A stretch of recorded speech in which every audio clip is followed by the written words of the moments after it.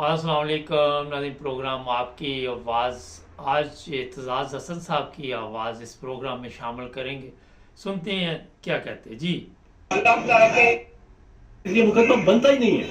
और ये मुकदमा क्या है, मैं आपको इसको बता देता हूँ। इसकी हकीकत क्या है?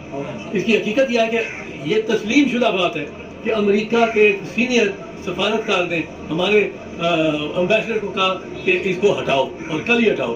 कल जो नो कॉन्फिडेंस मोशन में आ रहा है उसमें इसको हटाओ, और अगर हटा दिया तो हम आपको माफ कर देंगे, वरना आपके जो सलूक होगा आपसे वो आपको पता ही लग जाएगा। अब हमने क्या किया, हमने देखा रात को जब वो कासिम सूरी ने अपना फैसला देके इसको खत्म कर दिया तो बाजवा साहब एक्टिव हो गए और सुप्रीम कोर्ट के जज एक्टिव हो गए।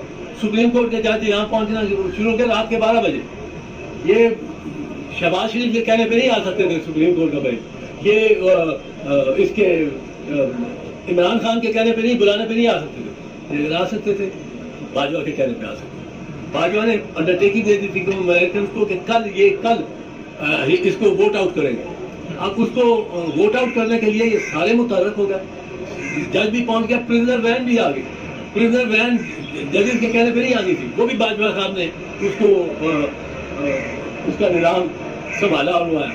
अब आपने यहाँ आके उसको उस दिन वोट आउट करके सुप्रीम कोर्ट ने कासिम सूरी की एप्लीकेशन, ये स्लो मोटो, ये कैसा था, खुद ही चले आए। अब कासिम सूरी के फैसले को कलअदम करके और वोट का लदम कर दिया, दोबारा बहाल कर दिया सुप्रीम कोर्ट ने रात 12 बजे। अब वो उस दिन क्योंकि बाजवा साहब ने कहा था उस नेक्स्ट डे को वोट ऑफ नो कॉन्फिडेंस है उसको पास कराएंगे, वो उन्होंने पास करा दिया। फिर हमने क्या कहा, हम अमेरिकनों को क्या कहते हैं, हम कहते हैं महाराज आपने कहा था इस बंदे को उतार दो, प्राइम मिनिस्टर के दफ्तर से उतार दो, आपको पसंद नहीं था। हमने उसको सिर्फ उतारा नहीं है, हमने पिंजरे में बंद कर दिया, हमने कैमरे लगा दिए उसमें। और दूसरे साहब जो है वो आ रहा है इस्लाम बादशाह। ये नवाज शरीफ से आने के मेरा ख्याल पहले का इनका इंटरव्यू है जो हमारे पास है, सोशल मीडिया से लिया है। अपने लोगों को जिस तरह मारा जा रहा है, जिस तरह अपने लोगों के साथ सलूक किया जाता है, और दूसरे लोगों के कहने पे, एक बड़ी ताकत है जिसके कहने पे ये सारा कुछ किया जा रहा है इस वक्त। और हम इतने बुज़दिल बन चुके हैं कि कोई हमारे अंदर ना गैरत है, ना शर्म है, ना ही कोई ऐसी क्वालिटी है कि किसी को अच्छे तरीके के साथ जवाब दे सके। मैं थोड़ा सा पीछे जाता हूँ कि जब अफ़गानिस्तान की जंग का आगाज़ हुआ, अमेरिका वहाँ पहुँचा, तो आपको इल्म होगा कि मुशर्रफ था उस दिन। मुशर्रफ को फौरी तौर पर जिस तरह उन्होंने कहा कि यहाँ अड्डे दो हमें, और मैं मुशर्रफ ने दे दिए जी। लोगों ने कहा जी इसने पाकिस्तान को बचा लिया, वरना उन्होंने 9/11 की बात मैं कर रहा हूँ। लेकिन अपने लोग हमारे कितने दुनिया से चले गए, कहते हैं 80,000 लोग हैं, पता नहीं, ये तो रफली अंदाज़ा है, मगर मेरा ख्याल है कि बेशुमार लोग हैं। बलूचिस्तान में क्या हो रहा है आपको इल्म है कि नौजवान जितने वहाँ पे रहते हैं वो जानते हैं कि कितने नौजवान वहाँ से गायब हो जाते हैं। जब आप दूसरे ममालिक को खुश करने के लिए अपने लोगों को निशाना बनाएंगे तो आप क्या समझते हैं कि लोगों में आपके ख़िलाफ़ कोई मोहब्बत के गीत तो नहीं गाए जाएंगे, नफ़रत ही पैदा होगी ना। अगर थोड़ा सा ज़्यादा ले लेते इस खित्ते का, ईरान की बात कर लें।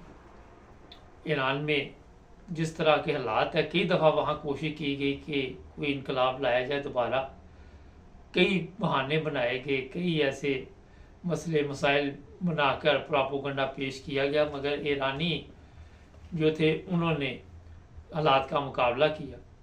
अगर इंडिया की बात करें, इंडिया में जुर्रत नहीं किसी की जुर्रत नहीं कि इंडिया को कोई ऑर्डर दे कि जनाब आप ने अपने वज़ीर आज़म को हटाना है, हमें पसंद नहीं है। और आपको पता होगा कि जब इंडिया को अमेरिका ने कहा था कि आप रूस से तेल ना लें, तो उसने कहा था ये हमारी प्रॉब्लम है, आपकी प्रॉब्लम नहीं है। हमने कहाँ से तेल ख़रीदना है, तेल का ये जो भी तजारत करनी हम बेहतर जानते हैं।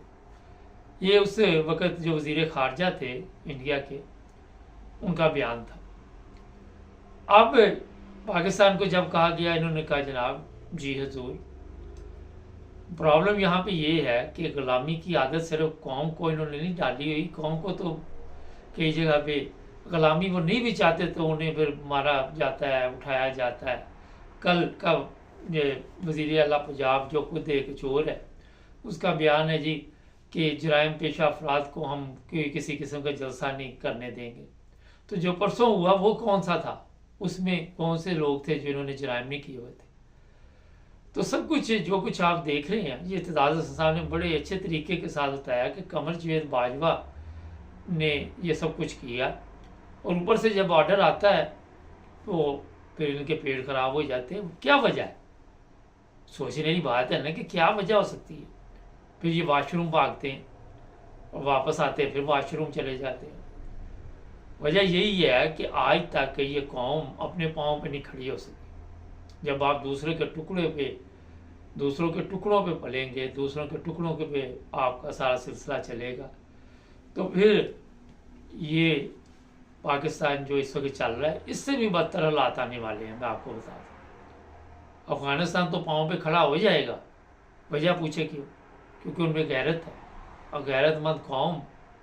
मैंने कल एक वीडियो देखी, उनके चीफ ऑफ आर्मी स्टाफ बाज़ार में गए, 2-3 गनमैन भी मैंने देखे, वो लोगों के लिए मदद के लिए निकले हुए थे, अपने लोगों की मदद के लिए।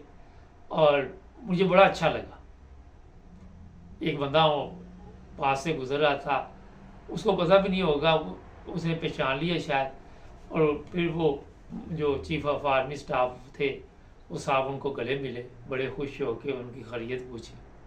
हमारे यहाँ पे ऐसे हो सकता है? मुझे बताएं, सिविल लोगों में हमारा चीफ ऑफ आर्मी स्टाफ इस तरह जा सकता है सिविल कपड़ों में? उसने वर्दी भी नहीं पहनी हुई थी, या शायद चीफ ऑफ आर्मी स्टाफ थे या जो भी थे। पर खैर, बात ये है कि पाकिस्तान में गैरत की कमी है। सबसे जो ज़्यादा प्रॉब्लम बनी हुई गैरत नहीं है। कौम को जो इस तरह खाना दिया जाता है, उनको पता है ये बगैरत कौम है, इसको कुत्ते का गोश्त खिला दो, इसको गधे का खिला दो, इसको सूअर का खिला दो, जो मर्जी खिला दो। ये कौन सी तहकीक करते? क्या ये लोग वोट डालने जाते हैं? ये कौन सी तहकीक करते हैं कि ये जो हरामखोर जिसको हम वोट देने जा रहे हैं, वो तो देखते हैं कि नोट इसने दिया, हमारी नाली बनाई थी इसने। सोच छोटी, आप किस तरह पाकिस्तान की हालत बदल सकते? बड़े बड़े वकील है वहाँ पे, इत्तेजाज हसन जिस तरह आज सारा कुछ खोल के बता दिया। एयरपोर्ट भी कमर जावेद बाजवा के कहने में बंद हुए थे, और इमरान खान ने एयरपोर्ट बंद कराए थे उस रात। तो जनाब, ये मुकम्मल तौर पर आपको कोई दुनिया का मुल्क नहीं मिलेगा जहाँ जराइम पेशा अफराद को इक़्तिदार मिलेगा, जहाँ पे जिसको चाहे वज़ीर आज़म से ख़त्म कर दिया जाए, जिसको चाहे वज़ीर आज़म के लिए बड़े से बड़े मुजरम को बिल्कुल क्लीन कर दिया जाए, ऐसे जैसे उसके ऊपर कोई जुर्म ही नहीं था। कोई मुल्क दिखाए मुझे।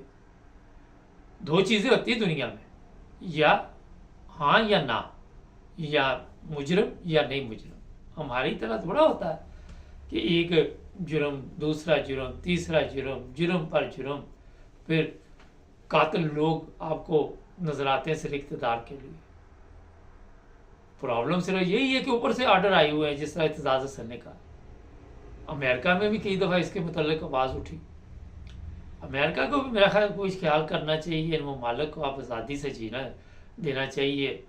काफ़ी दुनिया तब्दील हो चुकी है, और जो लोग ममालिक पे भी अमेरिका इस वक्त काबज़ है, उनको आज़ाद करना चाहिए, ताकि वहाँ के लोग भी अच्छी ज़िंदगी गुजारें। उससे पूरी दुनिया का फ़ायदा है ना। जहाँ भी आप अच्छे लोग जाएंगे, एक दूसरे की रिस्पेक्ट करेंगे, जहाँ भी इस तरह के मामला होंगे, नफ़रत में इजाफा होगा। तो मेरा ख्याल है कि अपनी जो खारजा पॉलिसी अमेरिका को भी तब्दील करनी चाहिए। वक्त के मुताबिक कौमें बदलती हैं, अपने ख्यालात बदलते हैं, अपने आप को बदलते हैं।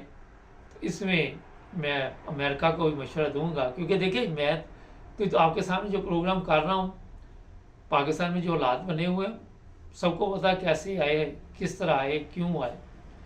नाज़रीन हमारे चैनल को सब्सक्राइब करें, जुड़े रहें हमारे साथ।